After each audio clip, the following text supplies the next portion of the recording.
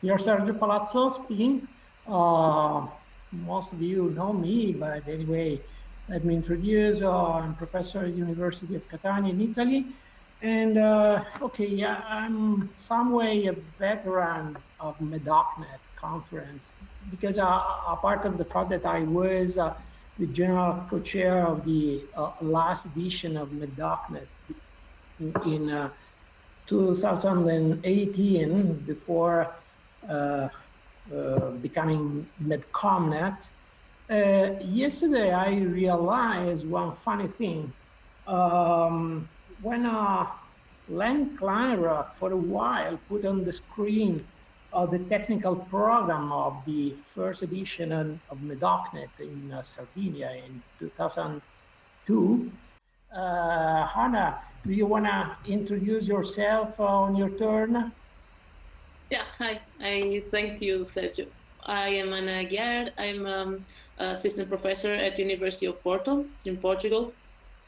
And well, my interests are in mobile systems, and I've been working with both with mobile sensing and with vehicular networks, mostly more recently with 802.11ad. So that's my my usual work. So so this is it was my first time at MedComnet. I didn't so it was very nice to be part of this time. Very nice community, and actually I'm enjoying the conference very much. It's a pity it is not in Italy.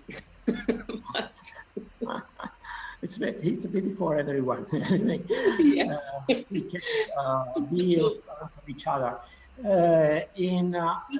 And now I think that we can open the online discussion, but before that, I would like to invite all speakers to introduce themselves. Flaminio, your paper is in the first in the list. Can you hear me? Yes. Yes, we do. Okay, I'm Flaminio Borgonovo. I'm former professor of electrical communication at Politecnico di Milano. Now I'm retired from the position, okay, but I'm still here, so I'm still doing some research. My research field was mainly in multiple access protocols, so I was active since Aloha appeared on the scene, and I'm still active on that, trying to solve some unsolved questions about Aloha, which is a very simple protocol to use, but it's very tough to analyze, and there are still questions, open questions. And so at the end of my career, I can allow to investigate this unsolved problem. Aloha will be alive forever. Forever. Thank you, Yeah. Thank you, Flaminio. And now Fulvio. I'm Fulvio Babic. I'm working in the University of Trieste, Italy. I'm particularly proud to be here because I was the general chair of MEDOCnet 2014 in Piran with Mario. It was one of the most important experiences in my research life, in general life, because we did a lot of bike tour together at that time. We organized from the beginning the web. Anyway, also my research is mostly on multiple access. And also here I'm talking about a sort of extension of Aloha. So it's still also I started from the not so long time ago like Flaminio, but I started from Flaminio, from Sergio books actually. So I was a little bit younger, not that much. And then still here I'm working on this. I did other stuff, coding, joint coding and access and so on. And also this is my current research. Okay, thank you. Now, Francesco, thank you. Take the floor, please. Hi, I am Francesco Gringoli from the University of Brescia, and my research interests cover mainly analysis of security and performance in wireless networks. I'm happy to be here today with you guys. And so please, next one. Okay, the next one is Salman Moebi, I think. Yes, Salman, please switch on your camera. Okay, my name is Salman Mohebi. I'm PhD student at the University of Padua. My main research interests and research fields about the applications of machine learning over the wireless communications. Thank you. And last but not least, Maurizio. Hi everyone, I'm Maurizio Rea. I'm a postdoc from India Networks in Madrid, Spain. And basically I'm working on indoor positioning solutions and using also context information and different applications as the one we propose here today. Thank you. And now I again invite all the attendees who want to ask questions to the presenters. I'm Giuseppe, ciao. I may start? Yes, of course. Okay. No, so I take the opportunity that there is Flaminio to ask him something that I don't know whether it's related to this specific paper or in general, but since he studied a lot slotted alloy, especially in terms of stability, I was curious to understand whether you have quantified in this paper or in other paper in the past the conditions under which we get into, for instance, channel capture. Because that's something that I always try to understand, and it was not clear to me. So when you push back off to a certain level, then you may have a channel capture on, let's say, a small set of stations get control of the channel. I don't know whether you studied this problem or...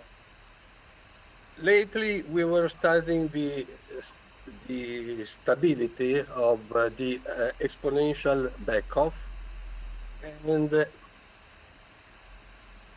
we saw that, well, capture is a concept that it's very difficult to define, because you also have to the capture concept is related to a certain amount of time you have this capture of the channel. What we saw is that you have also capture by different group of users. Lately, we were, as I mentioned before, we were studying the stability of the exponential protocol, of the exponential protocol, and we gave the parameter values that are able to assure stability. Stability means that the throughput is fairly shared among users.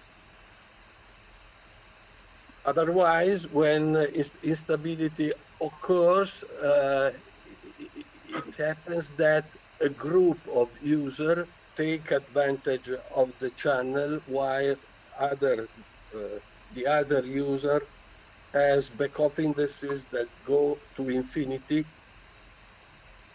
And okay, in here we have some complex issues that are related to Markov chain stability, such as positive recurrence and so on. So, Giuseppe, is a very difficult question to answer. No, okay, no, but it's clear, no, because it's a tough problem. That's why we need still to work on. Thank you, Flaminio. And I noticed that there is a question from Renato for Francesco Gringoli. Yes, as I said, if there are other more urgent questions, feel free, but if not, so Francesco, your paper is about aggregating TCP connections in multi-frames in 82.11ac. Okay, so my question here is pretty general and goes in two different directions. On the one hand, we can call this cross-layer optimization, but I always see it as a layering violation. On the other hand, we all know that in high-performance network cards, not Wi-Fi, but cabled, many operating systems do TCP offloading. So part of the TCP protocol, like generating ACKs, is delegated to the network card. And I'm just asking you to place your work inside this very broad field of what we can do to improve end-to-end performance once we have congestion control at level 4 that cannot normally stand after the network performance. I know you will hate me for this question, but... No, of course not. I never hate you, you know. And thank you for the question. But it's not actually what we are doing, violating layers, because basically what we do is to terminate the TCP connection at the access. So instead of having this end-to-end TCP connection between the server and the client, what we are doing is to have an intermediate appliance like middlebox or whatever that is terminating the TCP connection from the server side to the access. And then on this small box very close to the access point, we are forwarding information directly to the wireless client. So there is no violation of layering. At least I think we do not violate anything, because we are recreating the session from this intermediate box to the wireless client. And there we do not even use TCP, but we use a sort of UDP-like transport, so that we can then avoid the dynamics of the TCP over the wireless, because we have full control of the sender, in this case, directly at the application layer. So there is no TCP between this intermediate box and the wireless client. And what you are referring, that's true. And also in the wireless case, the manufacturers are deeply changing the behavior of TCP, because in the code, in the access point, at least the code that I had access more or less officially, what they are doing in the case of both QCA and Broadcom, I don't know about others, is to also terminate the TCP session there and to emulate a different TCP control between the access point and the station. So they are violating layers, I think, but not our approach. I agree. So again, Sergio and I just interrupt this discussion whenever there is something different to say. Whatever of these approaches are violating is the principle that TCP is end-to-end between applications. So you are putting a middle box or even the NIC card in between, which means that you are breaking the semantics of the end-to-end communications on top of TCP. Doesn't this have security implications too? No, I don't know. Why security? At which layer of security? Because if you are talking about the security of the information flow, well, of course, Okay. So maybe you are referring to this scenario where the client is connecting to a remote HTTPS server. Yeah. That's a good point. Yes. Yes. So Yeah. 99% of the traffic today. Yeah, but because when we wrote this paper, we were only thinking about the downlink, right? Not that somebody on the wireless client can initiate a connection. Yes, that's true. Some more work to do. That's fine. Yeah, thanks. Okay, thank you you. very much. Francesco and Renato, I'd like not to monopolize the discussion on some individual speakers, but okay, if there are no other questions, I have a question for Fulvio Babic, if I'm allowed to do it. Yes, please. Yes. Okay. I read your presentation, your paper, and I listened to your presentation as well, and very interesting. And also the idea behind it is very smart. Anyway, I have a concern. It seems to me that there are definitely benefits in applying combined CRDSA and IRSA schemes with NOMA in the throughput at low loads. It's correct? Not so the map at high loads. Yes. On the other end, the usage of combining techniques implies, as far as my understanding, some complexity more due to the many energy levels being considered.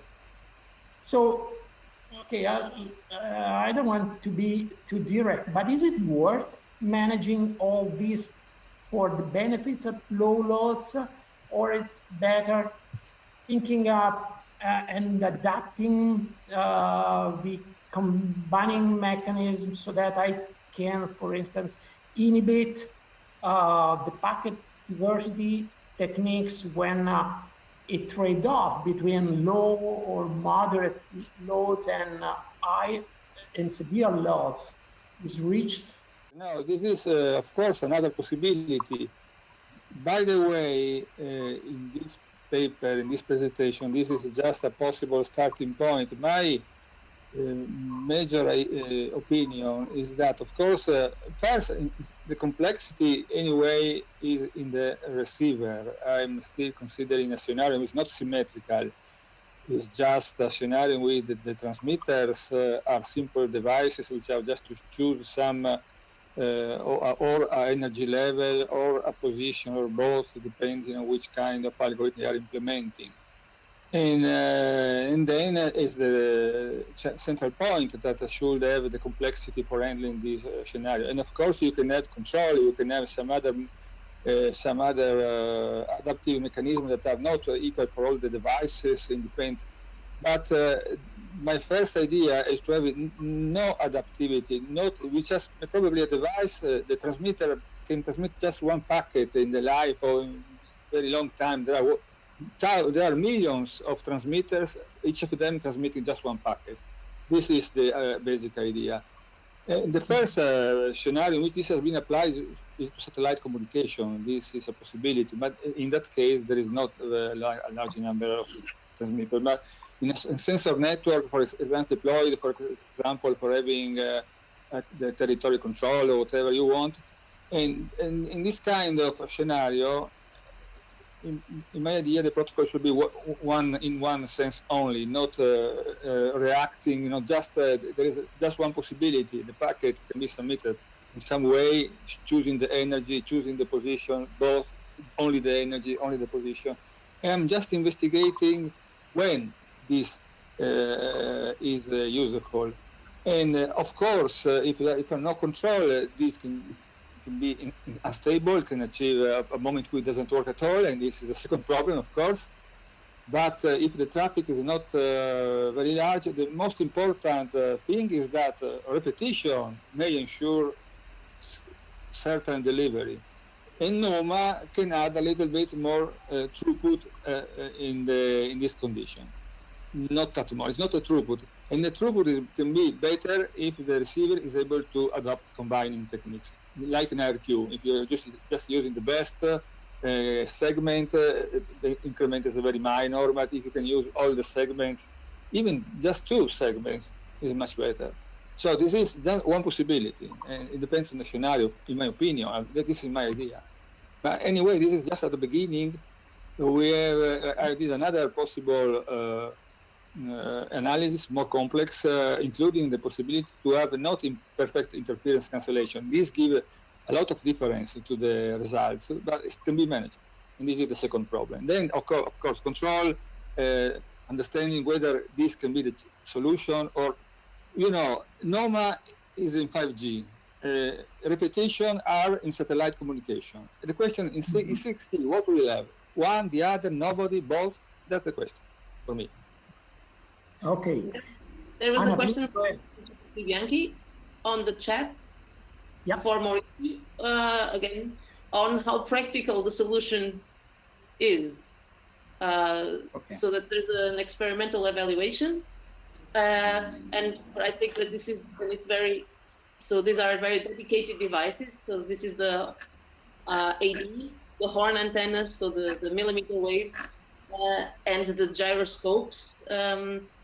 And this is a question I would also have, which is, how would this generalize to another setup? Well, in my opinion, from my point of view, we are not far from a real deployment in real world. Because actually I've seen many different devices nowadays, like they are using multiple bands, and so they are using low frequencies and high frequencies, or even they also many different chipsets. They perform channel state information, and so in order to have the direction, kind of context information we propose. And so of course I cannot give an answer, like, but what I think is that I know solution for each part of for each aspect we propose, and so I guess we have for sure like only one chipset performing channel state information, this kind of solution, fine time management, also the protocol we propose to investigate for distance estimation. And also I have seen access point having 28 gigahertz and also 2.4 and 5 gigahertz, and so they use multiple bands, and so I think it will be possible to evaluate in a real scenario. So my question is, so you propose to use AI, I see, on this NS3 simulation environment using ray tracing for the wireless environment, and I have one question here, not to make it 2 because we don't have the time, but even assuming that the simulation can be reliable, okay? I mean, when I mean the simulation, I mean after you have somehow ray traced whatever, that the mapping that the NS3 does from that into a packet error rate is somehow a reliable representation of the real world. If you want to do artificial intelligence and use ray tracing, how many scenarios would you have to sort of emulate for your ray tracing channel calculations to be able to produce an AI framework that would be able to work in the real world? You know what I mean? So ray tracing sort of requires a model of the environment, and when you get precise that modeling environment, then you'll build AI for that environment. But that will, so either you end up simulating the whole world, or how would you generalize it?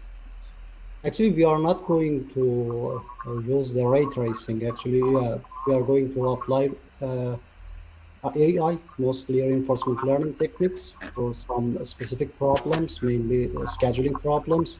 And for generalization, we are going to use some methods.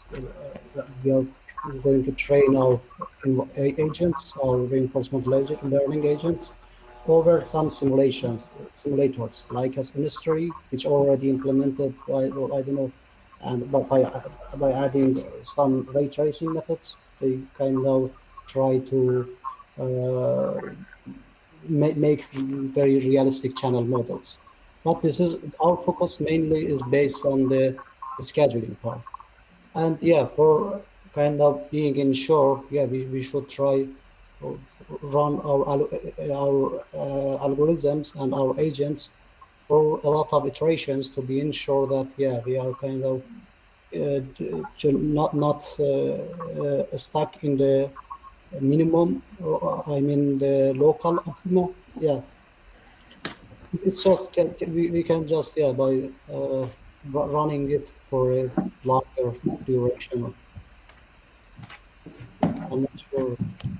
Do you know if there is some kind of, and I mean, this is a general question for anybody. I don't know if there is some benchmark data sets that we probably, I mean, if you look at what the data science community does, they have benchmark data sets. So they have data sets, and whenever you want to show some new results, you can do whatever on your data set, but you also have to test it on benchmark data sets. And there have been quite a lot of proposals of using AI for wireless recently, but we don't have any kind of benchmarking data sets. And I mean, we have a lot of different environments, so maybe we should start collecting kind of yeah, actually, that kind of base of knowledge and benchmarks. Yeah, I think it's kind of necessary because, as you said, there isn't any public framework which is unique between different researchers. Yeah, I think it's kind of necessary to have something like this, and it's definitely helps a lot to understand the performance of different methods and different approaches. So, Sergio, Anna, I think it's time to wrap up with the session. So I leave to you the last words, and then we pass on to Rafael and Michele. Okay, the last words. Thanks to all speakers and to the general chair. Thank you. Thanks, Anna, and hope to see you very soon in presence. Thank you, Thank you, Chair.